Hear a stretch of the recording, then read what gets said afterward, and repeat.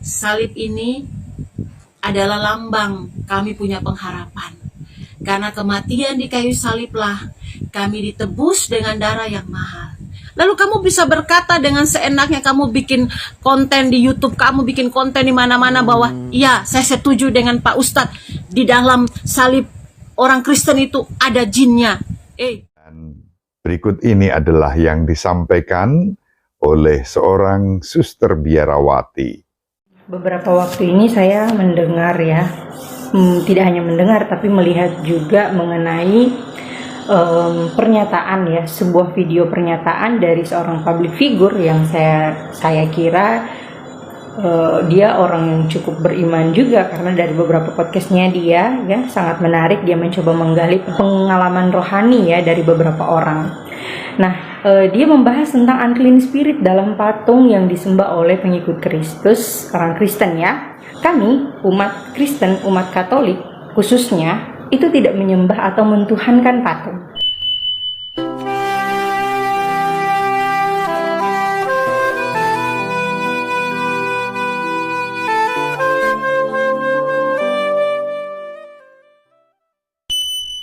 In nomine Patris et Filii et Spiritus Sancti.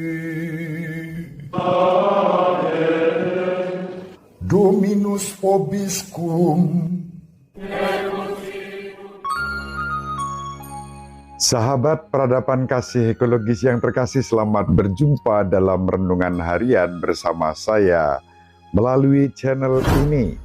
Semoga panjenengan selalu sehat, tetap semangat, tanpa sambat, selalu bahagia, kebahagiaan yang bersumber dari Tuhan Allah kita. Mari kita awali perjumpaan kita dengan bersatu di dalam doa.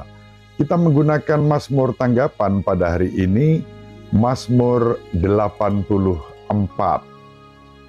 Lihatlah, kemah Allah ada di tengah-tengah manusia. Jiwaku merana karena merindukan pelataran rumah Tuhan. Jiwa dan ragaku bersorak-sorai kepada Allah yang hidup.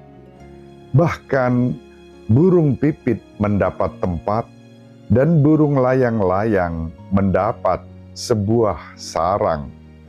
Tempat mereka menaruh anak-anaknya pada mesbah-mesbah-Mu, ya Tuhan semesta alam, ya Rajaku dan Allahku. Berbahagialah orang yang diam di rumah-Mu, yang memuji-muji Engkau tanpa henti. Berbahagialah para peziarah yang mendapat kekuatan daripada-Mu. Langkah mereka makin lama makin tinggi. Kemuliaan kepada Bapa dan Putra dan Roh Kudus, seperti pada permulaan, sekarang, selalu, dan sepanjang segala abad. Amin. Sahabat peradaban kasih ekologis yang terkasih, hari-hari ini medsos kita antara lain dipenuhi dengan respons terhadap saudara kita Daniel Mananta yang beberapa saat lalu menyatakan bahwa dalam patung-patung, juga dalam salib, ada unclean spirit.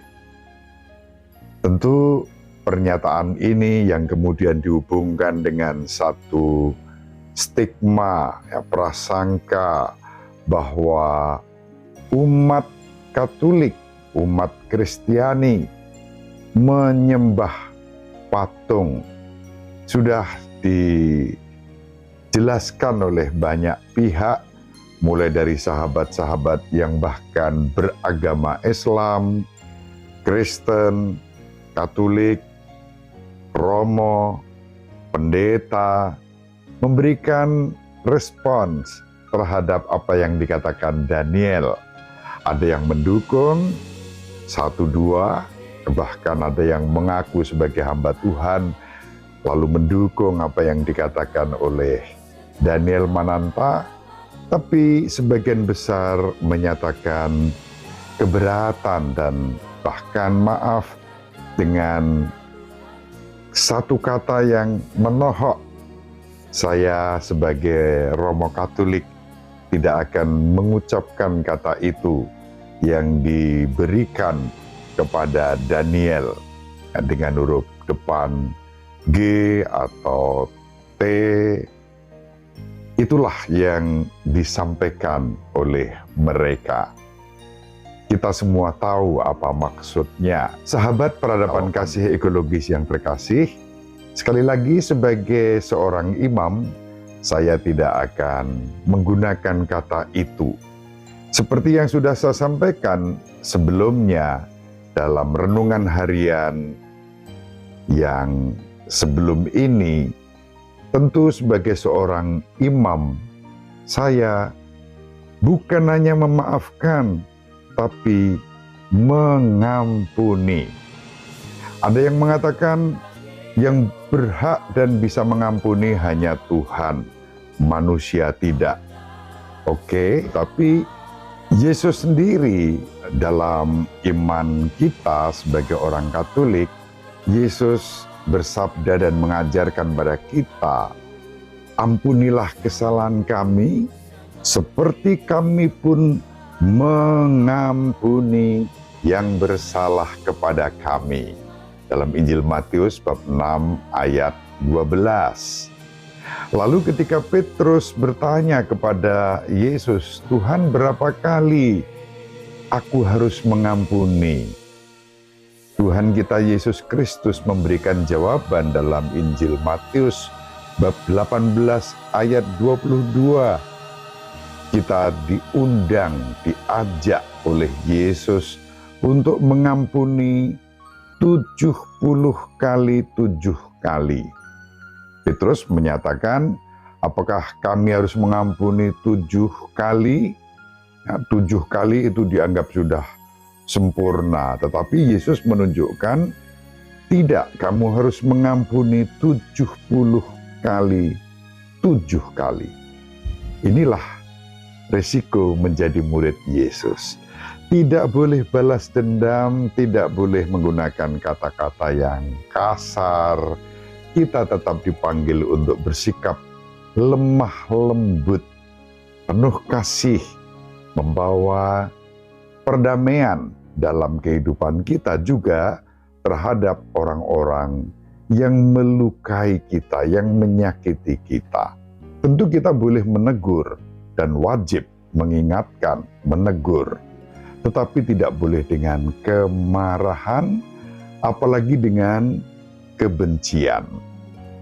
Saya sangat terkesan dengan respons yang disampaikan oleh seorang ibu dan seorang suster yang akan saya tampilkan di sini. Respons terhadap Daniel Mananta. Bagi saya kalimat ibu ini dan juga suster itu sangat bagus.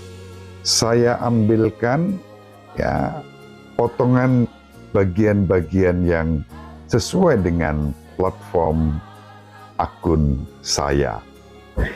Inilah yang disampaikan oleh ibu tersebut, sebagaimana saya ambil bagian-bagian yang sesuai dengan platform akun YouTube Alois Budi Purnomo TV. Salib itu ada jinnya ini, yang disampaikan oleh Pak Ustadz dengan Mas Daniel itu, bahwa di patung Yesus ini ada jinnya. Karena disembah, karena biasanya orang Katolik setiap Paskah itu cium salib, dan orang Kristen punya lambang adalah salib. Tapi saya mau bilang sama Mas bahwa salib ini adalah lambang kami punya pengharapan. Karena kematian di kayu saliblah kami ditebus dengan darah yang mahal. Tanpa kematian Yesus, kita ini akan binasa. Karena firman Tuhan bilang apa? Sejak semula kita ini adalah orang berdosa. terputusnya hubungan kita dengan Tuhan. Karena kematian di kayu salib, Yesus datang, Yesus mati di kayu salib, melambangkan tanda pengharapan untuk kami orang Kristen. Lalu kamu bisa berkata dengan seenaknya, kamu bikin konten di YouTube, kamu bikin konten di mana-mana bahwa, iya, saya setuju dengan Pak Ustadz, di dalam salib orang Kristen itu ada jinnya. Segala sesuatu yang Anda menyembah melebihi daripada Tuhan, itu penyembahan berhala. Tegas, jelas, warna kasih sangat dominan di sana. Kemudian berikut ini adalah yang disampaikan oleh seorang suster biarawati. Beberapa waktu ini saya mendengar ya, tidak hanya mendengar tapi melihat juga mengenai pernyataan ya, sebuah video pernyataan dari seorang public figure yang saya kira dia orang yang cukup beriman juga, karena dari beberapa podcastnya dia ya sangat menarik. Dia mencoba menggali pengalaman rohani ya dari beberapa orang. Nah, dia membahas tentang unclean spirit dalam patung yang disembah oleh pengikut Kristus, orang Kristen ya. Kebetulan di belakang saya ada patung Maria. Nah, saya ingin meluruskan atau menambahkan sedikit. Saya kira para tokoh agama, para romo, lalu ada beberapa umat juga yang sudah mencoba untuk meluruskan hal itu. Saya kira itu sudah cukup baik dan sudah cukup mendalam. Sekali lagi saya tekankan ya dari pendalaman mereka bahwa kami umat Kristen, umat Katolik khususnya, itu tidak menyembah atau mentuhankan patung, tetapi patung yang ada dalam gereja Katolik seperti patung Bunda Maria, Santo Yusuf, Yesus Kristus, kemudian ada patung-patung lain yang diciptakan ya seperti orang-orang kudus lainnya, itu semata-mata diciptakan atau dibuat sebagai simbol ya, digarisbawahi simbol atau sarana untuk mendekatkan umat beriman kepada Tuhan sendiri ya. Lalu dari video Daniel Mananta ini kita dapat belajar satu hal. Sebagai seorang pengikut Kristus, kita belajar satu hal. Apa yang kita pelajari? Yang kita pelajari dari video itu adalah hendaknya kita membaca kitab suci tidak hanya sepenggal-sepenggal saja, tetapi bacalah satu perikop. Kitab Yesaya itu mau berbicara tentang apa sih? Dan kita juga harus tahu historis, sejarah tentang itu, kenapa itu ditulis ya, sehingga kita juga tahu konteks dari kitab suci itu seperti apa. Jadi tidak sembarang menafsirkannya ya, apalagi main menafsirkan kemudian diupload kemana-mana. Jika Anda tidak mengerti atau ada yang menggelitik hati Anda mengenai kutipan-kutipan ayat ya, Anda boleh bertanya kepada romo, kepada pendeta, kepada tokoh agama yang sekiranya kita semua sudah tahu bahwa mereka sungguh-sungguh mendalami bahkan belajar tentang kitab suci itu sendiri. Jadi mari bijaksanalah dalam membaca kitab suci. Sangat teduh ya, tenang, penuh kasih. Inilah sebetulnya buah dari pribadi-pribadi yang berbahagia karena diam di rumah Tuhan, memuji Tuhan tanpa henti, terus-menerus hidupnya diberkati dengan kekuatan yang bersumber dari Tuhan, dan langkah-langkah hidup kita pun akan terus dikuatkan. Semoga bermanfaat. Ibu Maria selalu mendoakan kita, Bapak Yusuf merestui kita dengan keheningannya.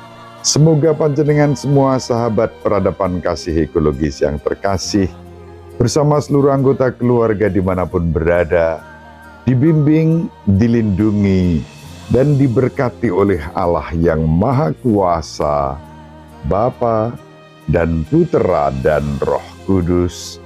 Amin. Terima kasih, salam sehat, tetap semangat tanpa sambat. Selalu bahagia, kebahagiaan yang bersumber dari Tuhan Allah kita. Sahabat peradaban kasih yang terkasih, sampai jumpa pada episode berikutnya. Terima kasih atas kebersamaan kita. Salam peradaban kasih ekologis. Berkah dalam.